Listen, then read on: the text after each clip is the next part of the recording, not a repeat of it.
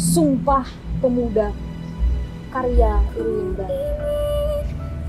menjadikan kita satu tumpah darah, satu bangsa dan satu bahasa, memberikan kita rasa cinta, rasa sukacita, dan rasa bangga. Berkat sumpahmu, kini Garuda telah bangkit dari kematian yang suri. Perjuanganmu sungguh kemuliaan, tak dapat tergantikan. Terima kasih, pemuda.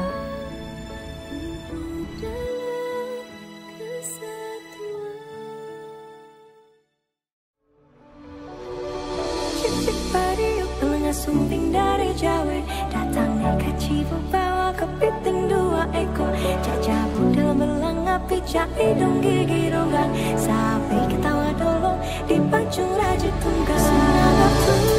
Sinanggap tulu sinanggap tulu sinanggap tulu sinanggap tulu.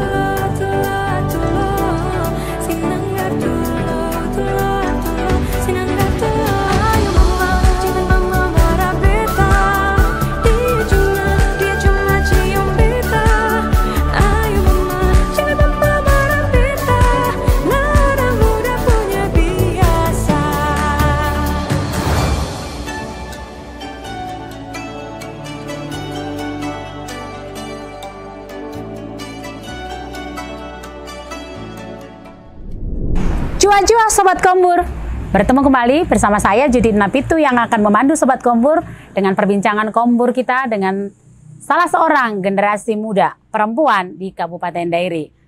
Dahulu, pemuda-pemudi Indonesia dari Sabang sampai Merauke menyatakan rasa persatuan mereka dengan menyatakan satu tumpah darah, satu bangsa, satu bahasa. Dari Sabang sampai Merauke, itulah tradisi yang tetap kita bangun dalam bingkai Negara Kesatuan Republik Indonesia. Nah, Sobat Kombur, kali ini bintang tamu kita di podcast Kombur edisi kali ini seorang perempuan yang unik menurut saya karena memelihara tradisi dan kebudayaan dari tanah Pak-Pak Dairi ini lewat sanggar tari dietnik, besutan dari Lisken Beruangkat. Jua-jua Lisken. Jua-jua Kak. Iya. Nah, kita Kombur ya, Sobat Kombur ya, kita bincang-bincang yang ringan saja. Pertanyaan pertama yang mungkin masih membuat kita penasaran, kenapa memilih sanggar tari? Kenapa nggak memilih misalnya buka restoran dengan makanan tradisional, atau misalnya buka rumah mode dengan pakaian-pakaian inspirasi dari pakaian tradisional? Kenapa sanggar tari? Pertama, sebenarnya aku kenapa memilih buka sanggar tari, latar belakang pendidikan berasal dari Universitas Sumatera Utara, jurusan etnomusikologi yang memang sudah belajar tentang budaya dan tarian. Setelah tamat, pulang kampung ke Dairi, sempat ngajar di SMA Parbuluan. Iya. Dan sempat gabung. Yang pertama ikut Dairi Got Talent dari sekolah. Oh, pertama sekali ikut dari Got Talent dulu. Iya. Kesini tahun 2016. 2016, ya. Kami juara 1. Oh, juara 1. Itu dulu sekolah mana? SMA Parbuluan. SMA Parbuluan. Untuk kategori apa? Itu kita ajang Dairi Got Talent, Kak. Jadi memang kami bawa musik tradisi dan tarian tradisi. Musik tradisi dan tarian tradisi. Ya, selanjutnya? Terus nggak berapa lama ikut untuk Pesta Jua-Jua. Oh, ikut Pesta Jua-Jua itu tahun? 2016. Oh, 2016 juga. Oke. Tahun 2016 ikut Sanggar Tari Pertaki 1. Itu yang sebenarnya pertama kali menginjakkan karir di sini. Oke. Terus waktu itu belum buka sanggar berarti? Belum. Oke, belum buka sanggar. Di sekolah ngajar ekskul. Ngajar ekskul tari. Terus kemudian kayak mikir, oh enak juga ini kayak sebenarnya belum mikir untuk buka sanggar, tapi aku nengok eh, perlu ini diajak generasi muda untuk belajar tari dan sekaligus memperkenalkan dan melestarikan budaya, khususnya budaya Papa. Tapi memang waktu itu di Kabupaten Deri belum ada sanggar tari yang cukup serius untuk menangani tarian tradisional ya? Iya, sebenarnya mikir ke situ juga sih Kak, karena loh kok nggak ada sanggar tari yang aktif. Iya. Terus sejak kapan? Sejak kapan memutuskan membuka sanggar tari? Waktu itu kan masih tahun 2016 kan masih ngajar di SMA Parbuluan, itu ekskul tari. Kemudian ikut acara Pesta Jua-Jua pertama kali. Nah, secara resmi nih, buka sanggar tarinya itu kapan? Buka sanggar tari secara resmi? Secara resmi kita buka sanggar dari tahun 2020. Waktu itu pas pandemi COVID. Oh, waktu Lagi pandemi COVID. marak-maraknya gitu.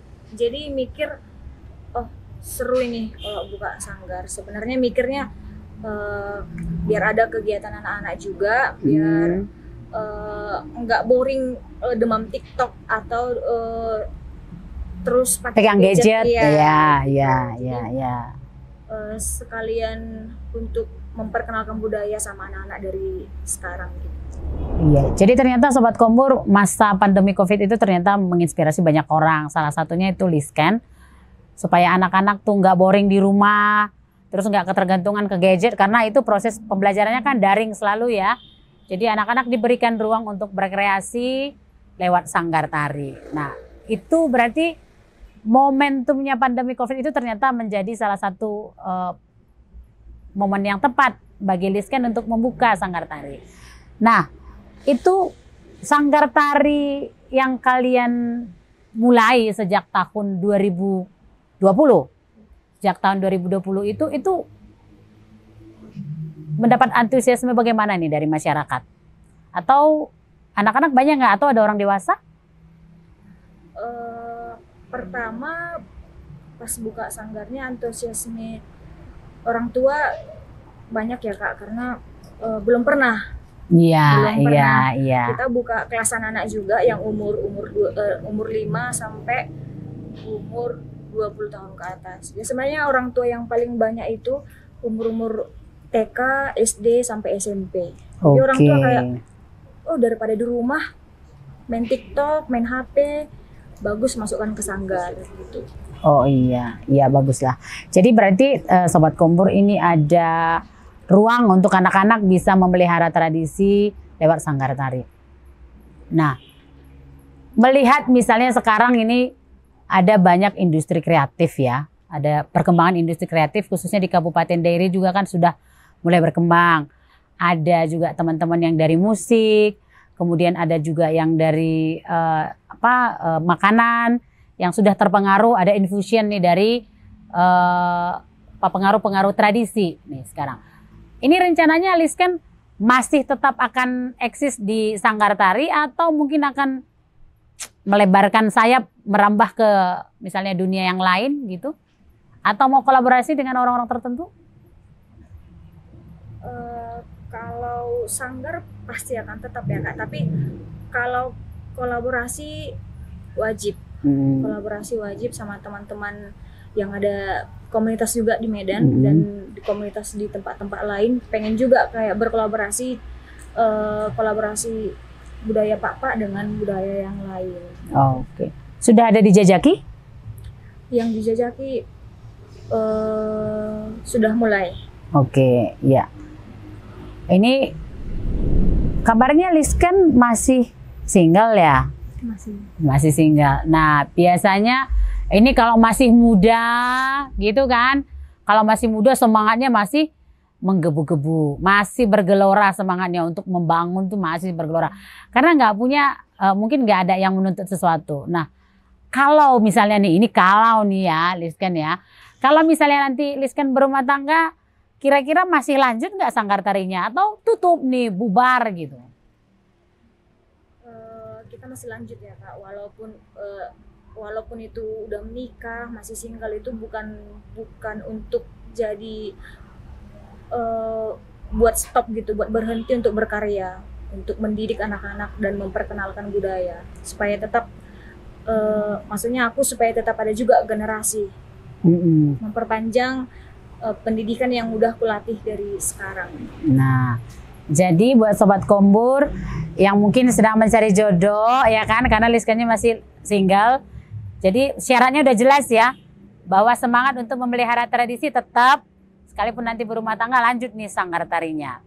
Nah, kira-kira menurut Liskan ya, apa yang Liskan harapkan terhadap perkembangan sanggar tari? Apakah misalnya sanggar tari ini mendapatkan perhatian dari para tokoh-tokoh adat, tokoh masyarakat, atau misalnya dari pemerintah? Atau ada sponsornya nggak? Itu pasti ya Kak, karena kami sanggar yang memang dari nol, yang mandiri. Ada juga harapan untuk dilihat gitu, dilihat baik dari tokoh adat, baik dari masyarakat, baik dari pemerintah untuk siap mendukung, apalagi untuk membantu. Udah pernah mengikuti kompetisi? Udah Kak, sanggar udah ngikutin kompetisi udah beberapa kali Kak, dan juara 1. Juara 1, bagus sekali ya. Nah, buat orang tua yang mungkin anak-anaknya ikut dalam sanggar tari di etnik ini, nah kita dengarkan sama-sama nih dari Liskan. Itu kira-kira biaya untuk mengikuti ekskul ataupun misalnya kegiatan di sanggar tarinya di etnik ini, apakah mahal apa enggak? Kita dengarkan nih dari Liskan. Kira-kira biayanya gimana Liskan? Terjangkau atau mahal atau gimana? Menurutku masih terjangkau ya, karena berapa tuh kira-kira? 80.000 per bulan. 80.000 per bulan Sobat Kombur, murah loh.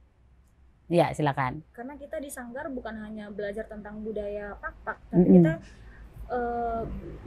selain kita bermain di sanggar, kita juga ngenalin sama anak-anak, oh ini tarian Pakpak ya, ini tarian Toba ya, ini tarian Simalungun. Dan itu juga kita memperkenalkan budaya dari yang luar Sumatera, contohnya tari Sulawesi, tari Papua, tari Bali, gitu Kak. Oh, berarti di sanggar tari di etnik ini tidak hanya belajar tentang tradisi Pakpak, tapi juga tradisi-tradisi kebudayaan yang ada di seluruh Indonesia.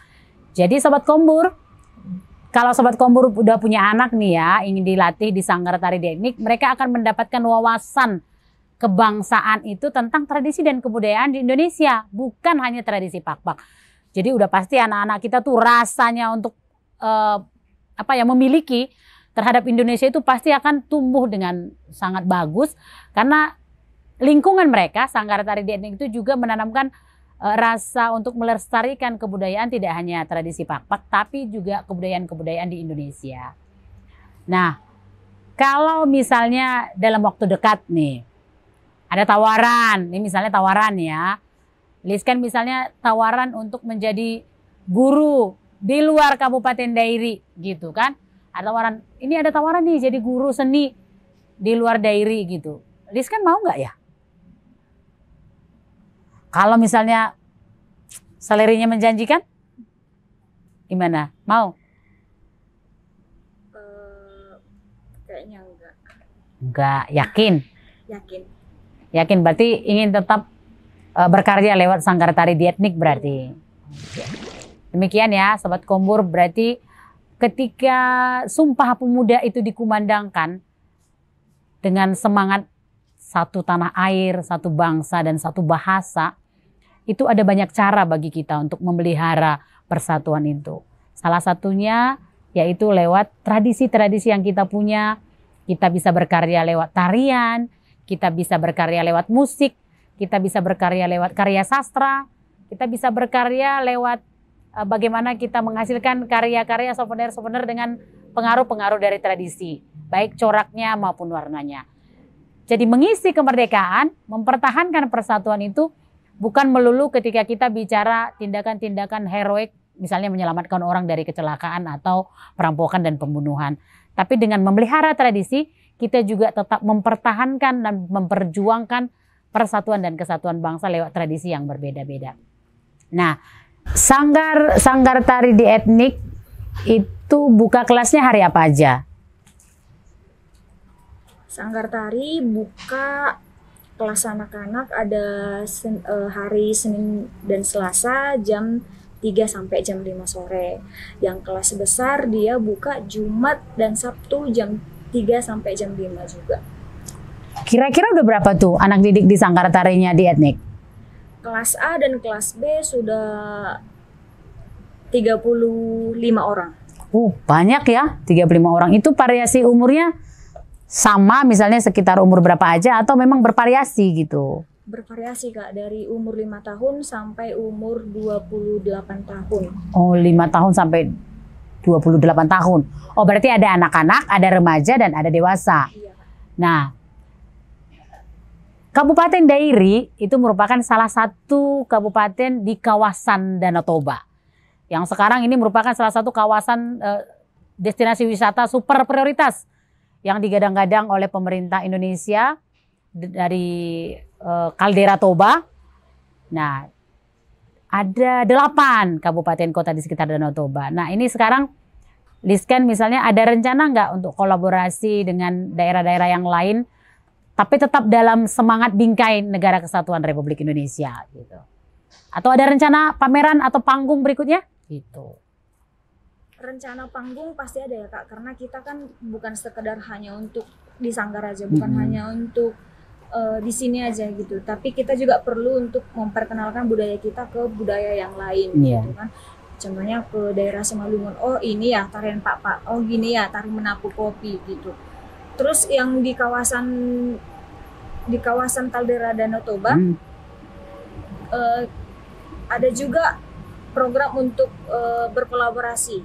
Berkolaborasi. Dengan siapa ini rencananya? Sanggar yang ada Dolok Sanggul. Oh, sanggar di Dolok Sanggul. Ya, betul, bagus sekali. Ya. Jadi kita pengen kolaborasi antara tarian Toba dengan tarian Pak. Tapi dalam satu musik gitu. Bukan di musik Pak, tarian Pak. Di musik Toba, tarian Toba. Oh, berarti ada kreasi musik antara Pak dengan Toba. Iya, tapi tariannya satu gitu. Tariannya satu. Berarti ini apa kolaborasi juga nih tariannya. Iya. Ada unsur Paknya, ada unsur Tobanya gitu. Tapi tanpa menonjolkan salah satu. Iya. Berarti kayak ada percampuran lah ya gitu. Itu kira-kira progresnya udah sampai di mana? Progresnya sebenarnya untuk tahun depan, perbincangan tahun depan, tapi udah mulai disusun rencana dari tahun ini sama yang pemimpin Sanggar Dolok Sanggul. Ya. Baiklah, kalau Sobat Kombur sudah dengar, tadi ada rencana itu, bagi kita yang punya ketertarikan dan punya semangat untuk memelihara tradisi, mari dukung Sanggar Tari di Etnik yang akan punya rencana kolaborasi dengan Sanggar Tari dari Dolok Sanggul, mungkin akan menyusul Sanggar Tari dari kabupaten-kabupaten lain di sekitar Danau Toba, atau bahkan mungkin jangan-jangan sampai ke Jawa gitu kan. Silakan didukung, mari kita bersama-sama melestarikan budaya kita, semangat mengisi kemerdekaan dan memperjuangkan semangat Sumpah Pemuda, satu tanah air, satu bangsa, satu bahasa. Demikian Sobat Kombur bincang-bincang kita dengan Sanggar Tari di Etnik besutan dari Lisken Beru Angkat, seorang wanita Pak generasi muda yang tetap tertarik dan tetap punya keterbebanan untuk melestarikan budaya tradisi Pak di Kabupaten Dairi. Sampai ketemu lagi dalam bincang-bincang kita berikutnya Sobat Kombur. Salam semangat pemuda, semangat pemuda. Saya sedang merasa cantik loh Sobat Kombur. Saya bersama wanita-wanita cantik, gadis-gadis cantik, penari-penari cantik dari Sanggar Tari di Etnik. Nah, kita mau tahu, tadi kita udah bincang-bincang dengan Lisken. Kita mau dengar ini pendapat dari Liana Boru Siregar. Liana Boru Siregar. Sudah berapa lama ikut dengan Sanggar Tari? 1 tahun. Sudah 1 tahun. Kira-kira gimana pengalamannya dengan Sanggar Tari? Apakah menarik? Tentu menarik dong. Iya. Gurunya galak nggak? Enggak sih. Nggak galak ya. Sudah berapa tari yang Liana tahu? Udah banyak dari berbagai jenis budaya, Kak. Oke. Kalau Feni Manurung? Udah lama sih sebelum Sanggar Tari terbentuk. Sebenarnya Feni itu muridnya Kak Lisken dari ekskul sekolah dulu. Oh iya. Jadi begitu sanggarnya dibentuk, terus Kak Rizkan ngajak join, dan kebetulan juga Feni kan minat gitu di tarinya. Oh berarti suka tarian. Sudah pernah ikut kompetisi? Sudah dong. Kalau udah pernah ikut kompetisi berarti gratis dong ya di Sanggar Tari ya? Iya kan? Aduh. Ilmu itu mahal. Oh tetap bayar? Tetap dong. Tetap bayar ternyata Sobat Kombur. Iya. Terus kalian sekarang ini udah kelas berapa? Ini udah baru tamat. Tamat SMA? Iya. Oh tamat SMA. Kalau Liana? Sama. Tamat SMA juga. Nah ada rencana melanjutkan sekolah? Kalau aku sih masih melanjut di seni ini aja. Oh mau lanjut di sini dulu, oh, sambil melihat-lihat ke depan kira-kira masa depan datang atau gimana gitu ya kan? Kalau Feni ada rencana lanjut sekolah? Sama juga kayak Diana, lihat kayak perkembangan seni di daerah ini gitu. Nah, Sobat Kombur, kayaknya kami bincang-bincangnya kayak ketawa-ketawa gitu ya. Tapi saya terharu loh. Maksudnya ada generasi muda, biasanya nih generasi muda sekarang tuh banyak tamat SMA tuh pergi ke sekolah, keluar daerah, kuliah, ngambil sekolah tinggi-tinggi gitu kan. Untuk sudah menata masa depan dari sejak sekarang. Tapi ternyata Liana dan Feni itu justru masih memberikan hati mereka untuk tetap berkarya. Karya seni mereka lewat tarian di Sanggar Tari di Etnik. Ini sesuatu yang patut diapresiasi. Dan lewat saluran podcast ini saya mengajak ini semua pihak-pihak yang memang punya keterbebanan untuk memelihara tradisi supaya memperhatikan adik-adik kita ini, memperhatikan Sanggar Tari di Etnik ini supaya cita-cita mereka itu tidak putus di tengah jalan. Dan tradisi kita, semangat kita untuk memelihara tradisi tetap bisa kita pertahankan. Semangat ya untuk Liana dan Feni, saya bangga ya dengan mereka karena mereka masih memikirkan untuk memelihara tradisi kebudayaan Pak-Pak lewat tarian tradisional. Demikian Sobat Kombur bincang-bincang kita dan terima kasih Liana, Feni sudah bergabung dengan kita untuk bincang-bincang kita. Jua-jua Sobat Kombur!